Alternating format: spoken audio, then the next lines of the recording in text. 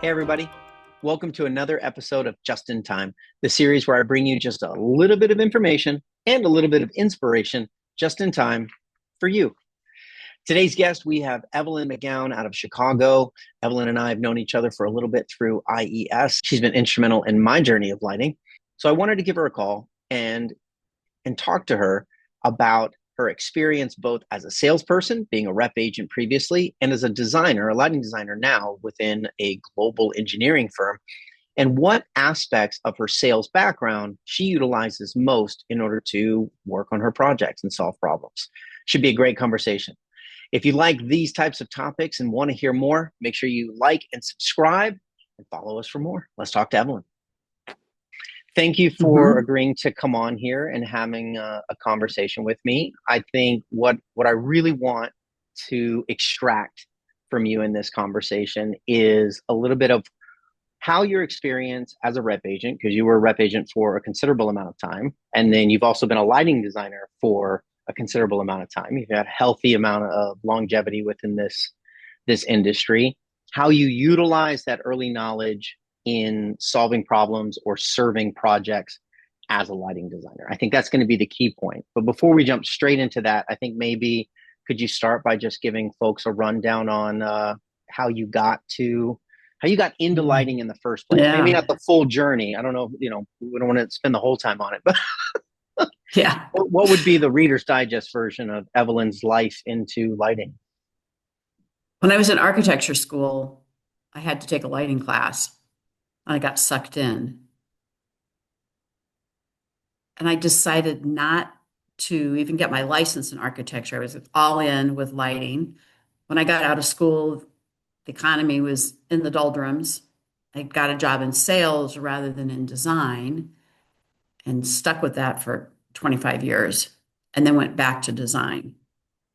And when I was in sales, I worked for a distributor for a little while. I did some purchasing, and then I worked for a rep agency for a long time. And it was a specification focused rep agency. So I Mm-hmm. really was in design, with both feet all the time.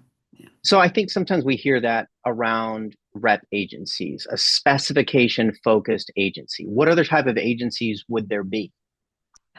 Well, a specification focused agency doesn't have sales teams that call on contractors and distributors. Okay. They've always been in the minority. They've been rare because most rep agencies have a conglomerate that they represent. So they've got to also have sales teams that have relationships with distributors and contractors. Mm-hmm. So we focused only on specifiers.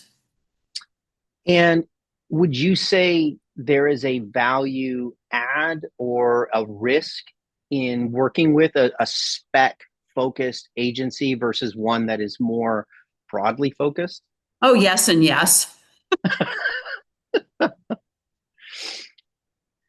Because you're focused, there's obviously part of the business you're not involved in. Right. And a lot of times,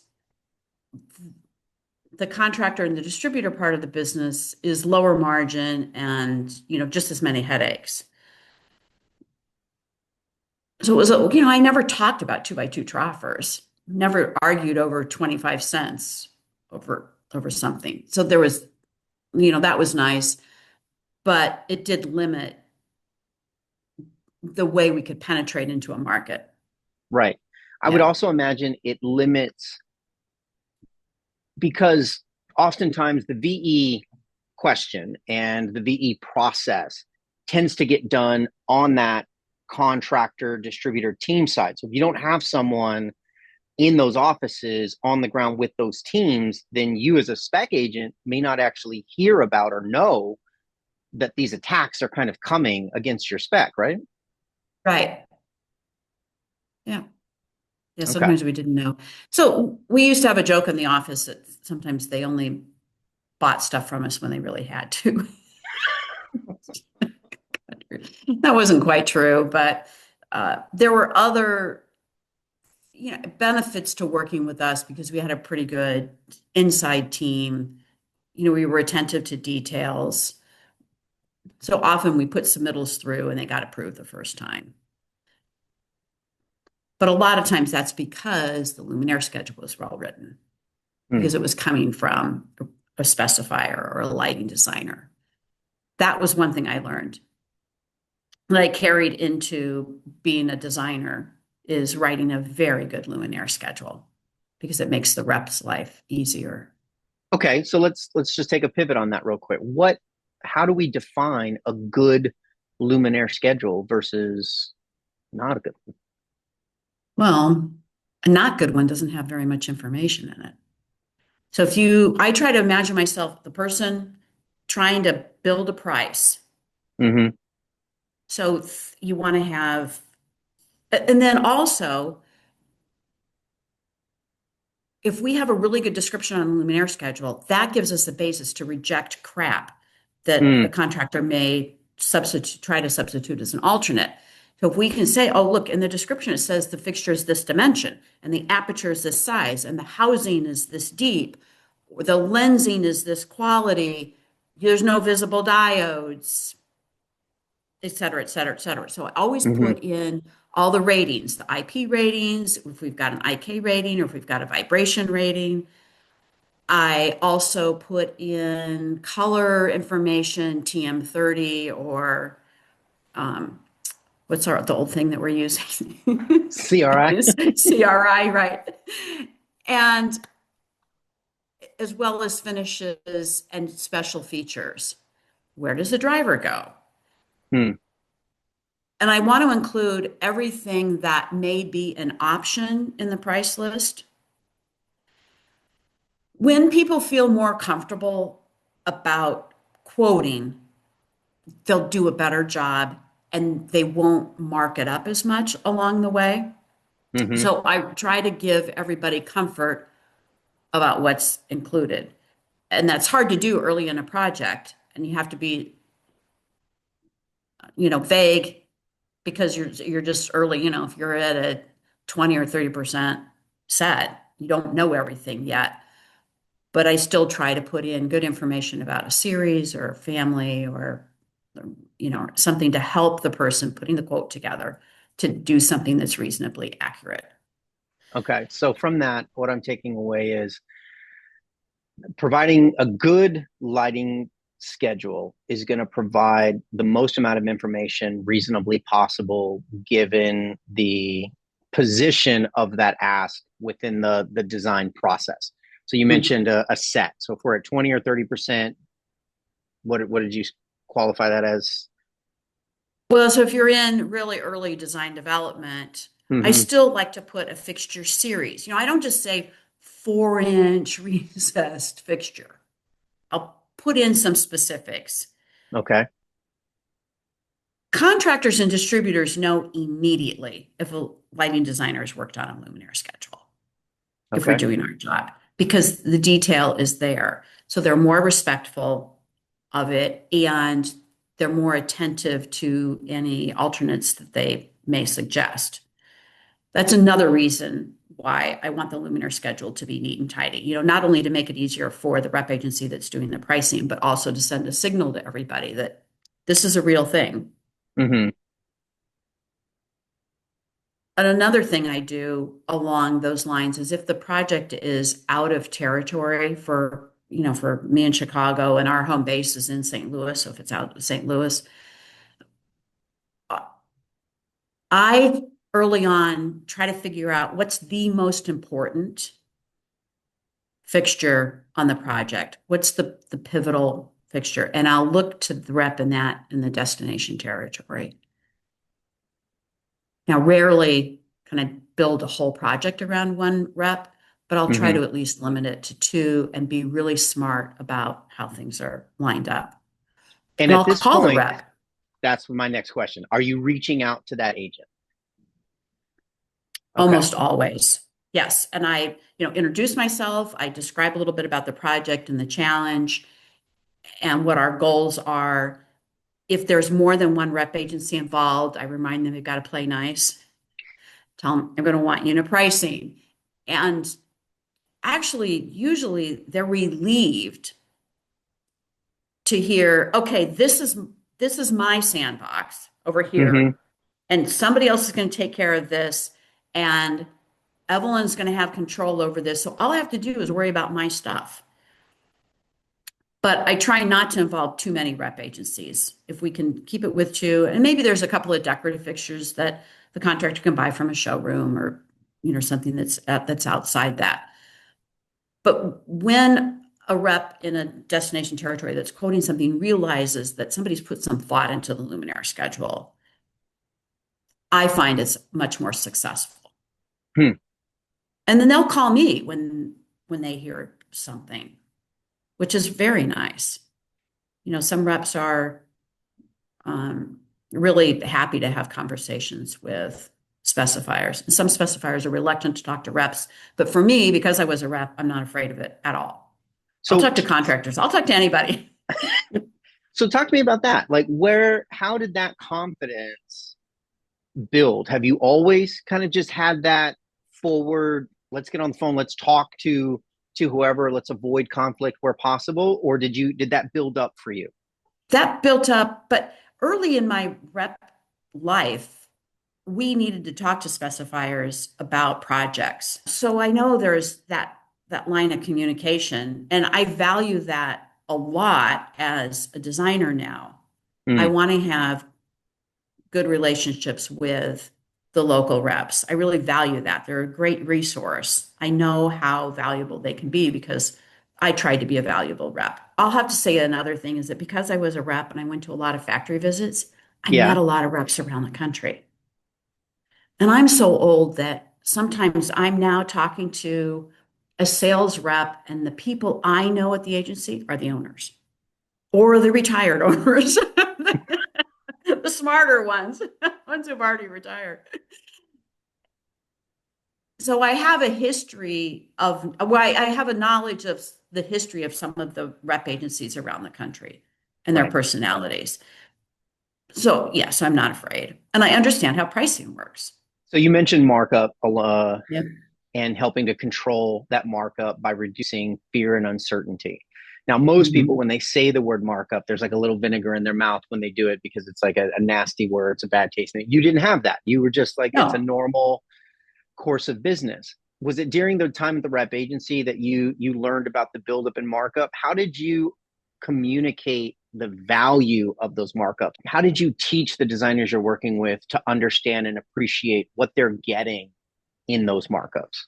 well, I tried to be very honest with designers, and I didn't want to take advantage of their specification and their loyalty. A lot of reps want to increase their profit, mark up really unique lights. And as a specification agent, a lot of our lights were unique. And so we didn't want to add 25 or 50 or 100% across the board to light costs, the Hmm. cost of lights. We wanted, a lot of times we had conversations during the design phase. This is how much the light costs. And I had to honor that. Mm-hmm. It wasn't going to work long term. I was working on establishing long-term relationships. So it wasn't going to work long term if, 3 months later, the thing went out to bid and the fixture that I said was $1,000 is actually two. Yeah, Right. there's a difference between working to get a sale this time and winning this job versus winning more jobs. Right. Yeah. Yes. And because I worked at a rep agency that didn't have a sales team that was loyal to the contractor and distributors, the Mm, specification salespeople had the final word on pricing. So mm-hmm, there wasn't somebody else saying, oh, we have to charge more for this, or we have to charge less mm-hmm. for this because of the relationship with the contractor. We could be totally upfront and say, this is the cost. And we slowly shed the habit of lot pricing. We just went with unit pricing, and that's more transparent. How could a young designer, if you were to try to help them in navigating this world, they're new, they get that first phone call into them, they've got a project they're working on, they've got types all over, full list, emails backing them up, and they've got someone who sends them an email that says, type L1 over budget, please review. How Well, often it is that depends on who that legit email versus comes not? from, Okay, yeah, right? tell me about that. All right, how do you assess that if you're teaching a young mind to assess what they really need to do? So what they first really need to do is to understand the question, Mm, because what price is that, right? Is that the owner's price? Does that include the general contractor's markup, the electrician's markup, the distributor's markup, the rep's markup? Where is it in the ladder of adders? Does it include freight? Does it include tax? And why is it that one light is being singled out? My initial reaction to a pricing question like that is send me the quote, send me the pricing. What have you got? Don't just send me one eyeliner, send me the whole big picture. I want to take a look at it. And when I'm working with some of the younger people in the office, we talk about all the different markups and I try to teach them the different games that reps play about moving money from one fixture to another to manufacture, depending on the overage policy, et cetera, et cetera. And also to look at the motivation that the contractor may have promoting an alternate if it is the contractor. hmm So you have to always know who has hand, who has the power. And I'm fortunate enough to work on projects where the architects really value my input. So that's one really key thing, but very, very important is to have a good working relationship with the architect. So they'll listen to us when we say, well, hey, actually L1 really isn't that far out of line. And here's the alternate, and you're giving up this, this, and this. And Right. this is really why they want to do it, or, understand some of the motivation and try to see through what's between the lines that are written. And So it's along a with that, hard thing to teach people right? because There's just experience it's and time, right? experience. Right. I feel like that's Yeah. similar to just the idea of being able to know right off between two fixtures when you're looking at two cut sheets and you're just going down from a specification standpoint. It's like, yeah, yeah, yeah, yeah. But unless you have experience, unless you've seen both of those lights on in a built space, reflecting off of finishes, seeing how the light exits the Mm-hmm. fixture, Mm-hmm. you don't know, are those Mm-hmm. two truly equals or not? Mm-hmm. And I think that goes to that well-written fixture schedule that you talked about, where if you know and you're looking for a specific reaction from that fixture or a specific quality about how light exits that fixture or is shaped by that fixture, you Mm-hmm. have to write that out. Mm-hmm. Otherwise, Mm-hmm. its ability to just be looked at A to A, B to B, it puts itself up for elimination, right? You're right. There's a lot more to a light than what shows up on the spec sheet. Of course. And Right. we can look Yeah. at spectral distribution diagrams. We can look at all of these things that manufacturers put out there. The reality of which is manufacturers are going to put out the best information, right? Right. Right. The version of that fixture that tested that way in that particular environment and got that Yeah. particular result. Yeah. That's what we're going to do. That's Yeah. what Right. manufacturers. Yeah, you're not going to show them the worst version of what it can do. You can show them the best. Yeah. And in some installation types, it's like, oh, well, that actually affected how that fixture Mm-hmm. works, and that Mm-hmm. may or may not have been anticipated. And nobody likes surprises when it comes to the Right. job and walking through a space, because we feel those differences, right? We don't Mm-hmm. notice them as much as No, we feel we them. feel them. Right. Yeah. I use that a lot in talking to architects. Feel. How does this space feel? It won't feel the same without blah, blah, blah, or it'll feel differently, or. Do you have any go-to analogies that you use sometimes to help them understand that feeling of light, like relating it to something more on their realm? Actually, with architects, it's pretty easy because they're visual people. It's more difficult with owners. But even now, the owners that we work with usually have architects as their in-house liaisons on a project. I'm working on one project, and our main liaison is an electrical engineer who doesn't have the design vision, but is very attuned to all the other stuff about lighting. So we have interesting conversations. Okay. Are they more like one side of the brain, a very technical calculation side of light? Yes. And I bring up things in the conversation about feeling and reinforcing the architecture and talking about what the design team wants and that this is important. I get this, Yeah. yeah, response. I think there are several areas within construction where there is a large part science, but there is Mm-hmm. just enough artistry to make the science wobbly. Mm-hmm. Even in like curved fixtures, for an example, you are bending metal, aluminum, steel, whatever. You're welding, you're grinding those welds, you're painting, you're sanding, you're processing. All of that is like science. It's engineering, right? We're going to take a radius, we're going to bend a curve, maybe you have multiple radiuses, but in the end, it's you're taking a person who has to kind of architect and move and promote that material into the shape that you want. And we can program whatever radius we want, but there is some aspect to that material in that moment under those conditions of humidity, Mm-hmm. heat, like all of those factors of nature, that we still got to get it together. And so there's a small variance. I think of it with like drywallers sometimes. It's like, yeah, you see some plaster jobs and you're like, wow, that's not great. And others, Right. you're like, there's an It's artist, like beautiful. whoever did Mm-hmm. this, like Yeah. knows what they're doing and also Mm-hmm. cares what they're doing, Right. right? There's an Right. artistry about it. And that's one of the things that I love about lighting is Yeah. you can be highly technical. You can understand Mm-hmm. Mm-hmm. lumens and foot candles and all of those numbers, but there is something Mm-hmm. that still has to be learned in terms of Mm-hmm. feel and impact and vibe. Mm-hmm. So it's that blend of science and technology with art that attracted me to lighting too. And a lot of that was based on physiology. So how do we react to light? What does our Yeah. eye do with light? How do we Mm-hmm. take in that visual information? How does that impact our feelings? So with that, that's a great point. Within your career of lighting, has there been an experiential moment within light that you were just like, wow, like that was a cool Well, thing? I'll tell you the places that often find me just standing there awestruck is in houses of worship Really? Yeah. and in nature. Hmm. Those could be the same thing for a lot of people.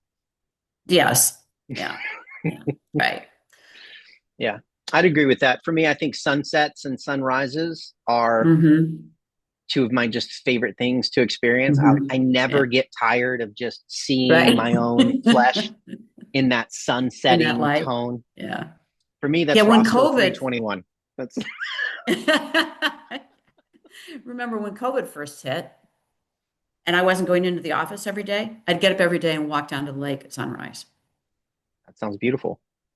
Take pictures. I have hundreds of photos. I don't know what I'm going to do with them, but I would sometimes email my morning photo to people that this was the sunrise today, and every day it was different. Hmm. That's a great thing. It was grounding. Yeah, yeah. Yeah.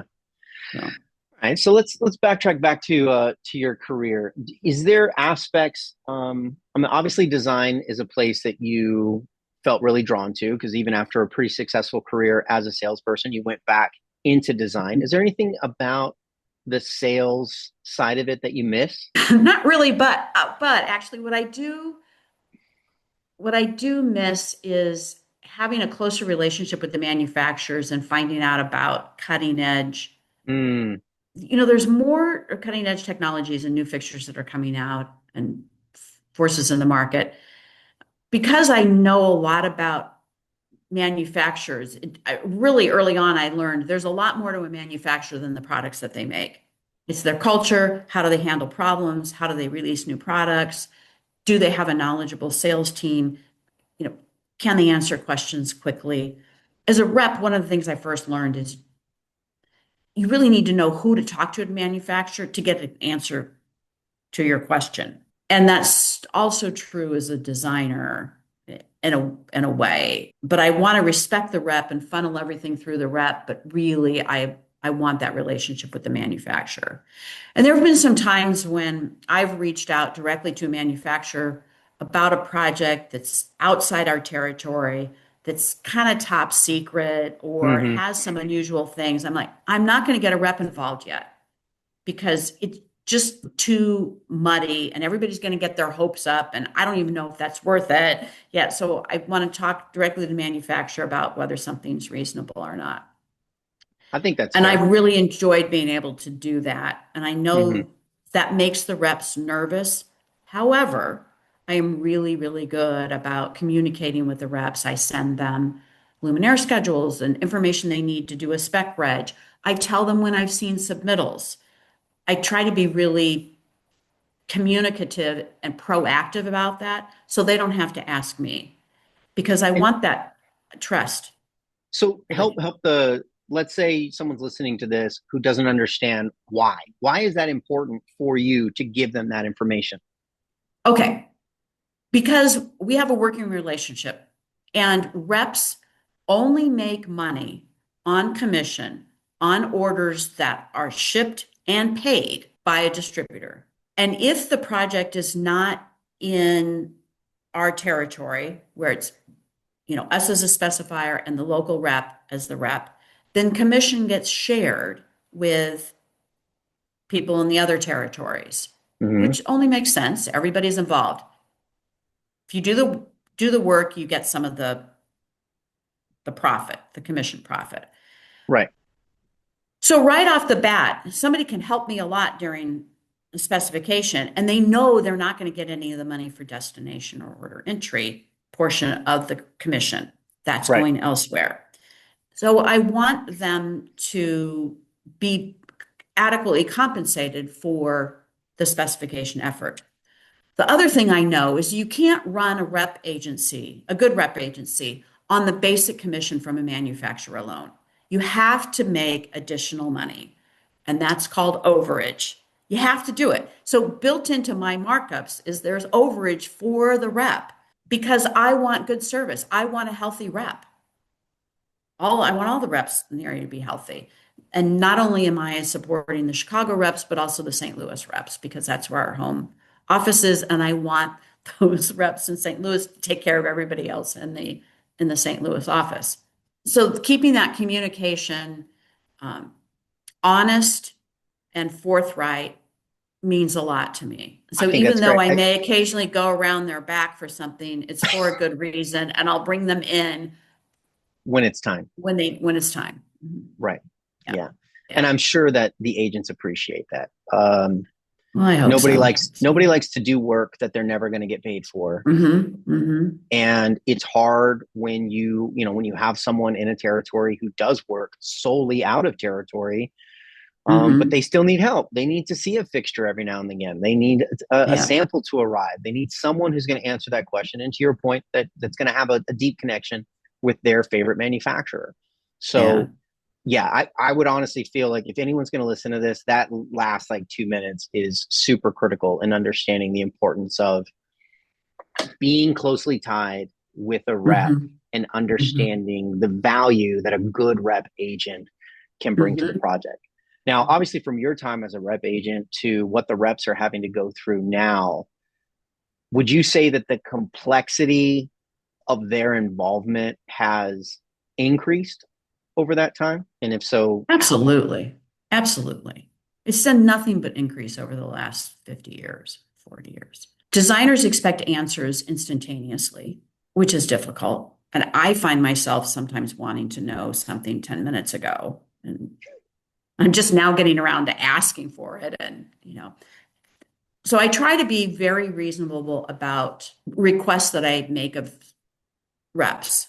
If I don't need the answer right away, I'll say, I don't need to know this until Friday.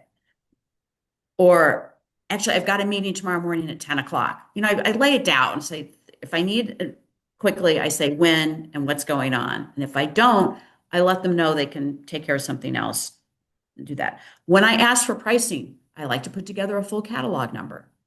None of this guessing business. Right. I want to tell them what I want because it'll be easier for them to do that. They can hand it to somebody in their quotations department who can do it quickly. Believe it or not, I want to be easy to work with. So that's, even though I'm a demanding lighting designer, right? So it's, those are the little things that I do, is try to be honest and upfront about what I need and when I need it. And if I ask for a sample, I'll say this feature is most important. And if you have something that's in a different color or a different color temperature, that's okay, but I really want the beam spread, or, Right. or something, because oftentimes reps have to pay for samples. They have to pay to ship samples. And if they've got something in their supply room, sample room, that'll work, that's what I want to see. So developing the trust with the rep, because it is really, it's a working relationship. It's a two-way Mhm. street. I need them, they need me. 100%. I don't Both, know if you both know ways. this, but you were one of the first mentors of mine when I moved from being an inside salesperson at a manufacturer to a rep agency in the market. Oh, I think there was ooh. an IES meeting, and you had known me at my time at the manufacturer. We'd worked like a little bit. And then when I said, "Oh, I'm making the move to the agency," you like flipped a switch. You went into a whole new mode Oh of like, no. okay, talk to me about that. Who do you know your accounts yet? Who are you going to see? Where are you going? And it was it was so great for me being a Uh-huh. young agent coming out at the time with no, only having the knowledge of an agency as a manufacturer and having to, like what Mhm. that cross Mhm. communication looked like. I didn't know what to expect going into and what that daily life and grind of an agent was going Mhm. to look and feel like. And you gave me so much information in such a short amount of time, and you took such a vested interest in me getting there, and you really didn't even know me. Like that just meant so Yeah. much to me Oh. as a kid on the street, Oh. and someone coming into this world. Oh. So I appreciate that, and I appreciate you, and thank you again for just taking some time today to talk through some of this. I feel like there's some great nuggets in here in the conversation that we've had today around why relationships are super important. Number one, Mhm. I think that's through over these first three episodes that I've done here. Everyone has talked about the importance of a relationship and getting to know Mhm. people. I think ultimately, if people don't care about what they do, then they're not going to do it as well. Mhm. So that's been super important. And then just hearing about some of your experience on both sides of the ball Mhm. is great, and how you still care for your agents and know when to go Mhm. around and when to Mhm. go through. Yeah. Well, thank you for sharing that story about his first meeting. That's really sweet. I was probably so excited that somebody smart wanted to be a good rep. I was like, Oh, stop! Look at you throwing a compliment in there. Go on, say more. No. right. So even with the advent and the expansion of AI and all the information that's available on a website, relationships are still important. Relationships are still important. Yeah, still Yeah, and takes we think people to move the about, needle. yeah, and it's people that I'm designing for. It's the Hmm. end user. That's who I'm advocating for.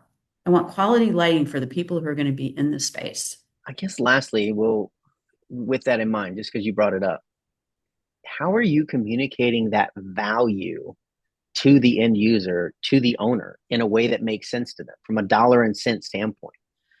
Because I feel like that's so hard to get them to understand is what is it they're really paying for by hiring you as a lighting designer on their project. Well, one of the aspects of working for a large architecture engineering firm is that I come along as an expert in a small portion of the design, bridges electrical engineering and architecture. And I rarely have to emphasize the value that I add. People are aware that lighting has become complex and that energy codes are real. So I don't have to spend a lot of time convincing people that light is important and that quality light is important. I sometimes have to convince them that my ideas are worth it. And that's easier if I don't get too attached to them. I Not try being to too keep married to the my idea. ego, yeah, because then I'm just a stick in the mud and an obstacle. So when I remember there was one client not too long ago, I was advocating for something and she said, well, Evelyn, just put that creative mind on again and think of something else. It's like, okay, that's a pretty good way of saying you're not going to get your way this time. Come up with something else. Right. But I'm sure there are times when and areas within a design that as you're designing it, you're thinking, I could accept something else in this area. But like for Mm-hmm. this situation, this is a non like I Yeah. need Yep. this. Right. This is This is the mountain we're negotiable. going to die on. The hill is right. Yeah. And we come across those periodically. You can only do that if the architects are behind you. Okay. Because I'm not in every client meeting. Right. And the architects have got to know that this particular thing, there was an airport project I worked on not too long ago. And everybody's like, this is the one thing on this project where, it just has to happen. We got to make it Right. happen. And I had to reject three submittals, 3 rounds of submittals. But I had everybody's support and I had a really Mm-hmm. detailed Luminaire schedule. So I was able to stand behind it and we got what we needed. Excellent. Yeah. But you're right. And actually I tend not to divulge the plan Bs Yeah. too early. I mean, we can talk about it as a design team with the architects, like warning, okay, so if we had to go to this, we can do this, it's an option. Right. Um, and we never put that stuff out of the gate because you never know what it is that's going to be attacked. It might not be the L1 Right. that you suspected, right? It could be something else. And maybe the L1 is the crazy thing that everybody says, okay, great. So I'm often surprised that the thing that I think might be most vulnerable is not. That's interesting. Yeah. I could see that kind of throwing you a bit like, really? You're going after that? Okay. Yeah, yeah, right. I would have gone for this other route, but no, this one. We'll go with it. Yeah. So does that then become like a bargaining chip when they do attack something else, and maybe that's the thing you didn't want attacked, or you have a little bit more attachment to? Do you say, all right, Yeah, well, I'm not going to give up on this, but I'm understanding the goal here is to reduce our overall by this amount. I right. can deliver that to you on this other Some other area, like, way. and in that regard, it's just about getting the owner across the finish line, right? Right, right. Mm-hmm. So if we have owner review meetings, it's really helpful for me to have some pricing information. And as a rep, I've, I've got too many brain cells that are associated with cost and pricing Right. and how things work is really, really helpful. So I have at times said, hey, I know you're taking a close look at this and you think that this may be kind of extravagant, but really, what you just said about something over here, that's where the money is. And maybe that's a better place to take a look at cost issues. And you have to know how, obviously, I mean, designers all know how fancy can we be in a design. And there are obviously there's certain manufacturers that when a contractor or distributor just sees a brand, there's an association of that brand, right? In terms of level.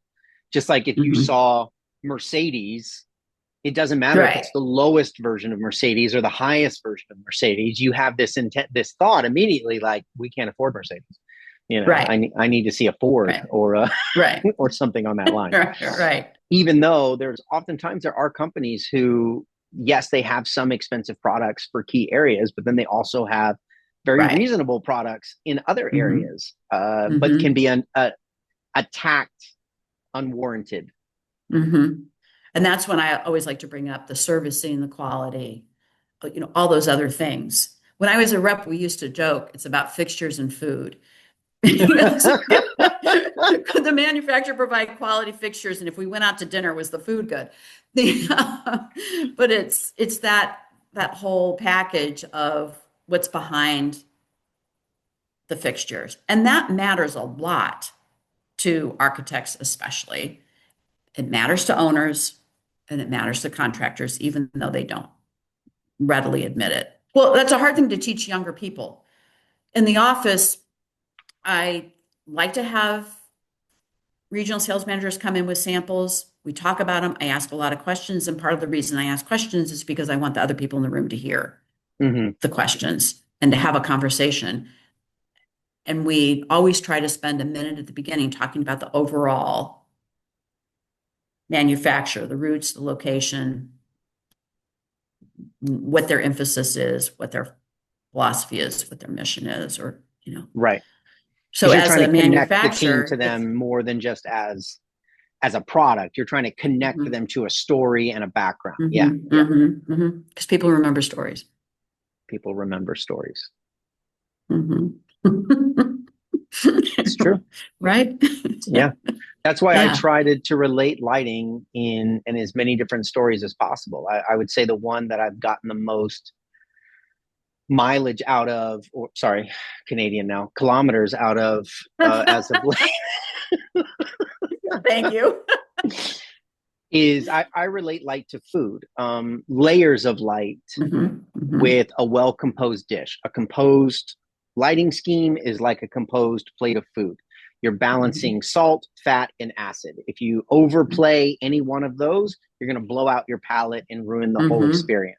Just like with lighting, you've got ambient, task, and in general. If you overplay either one of those, you're going to ruin the whole feel of the space. And so I feel like that's something like we've all had a bite to eat.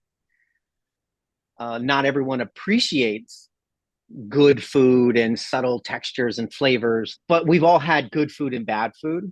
And I think we can relate to that easier sometimes.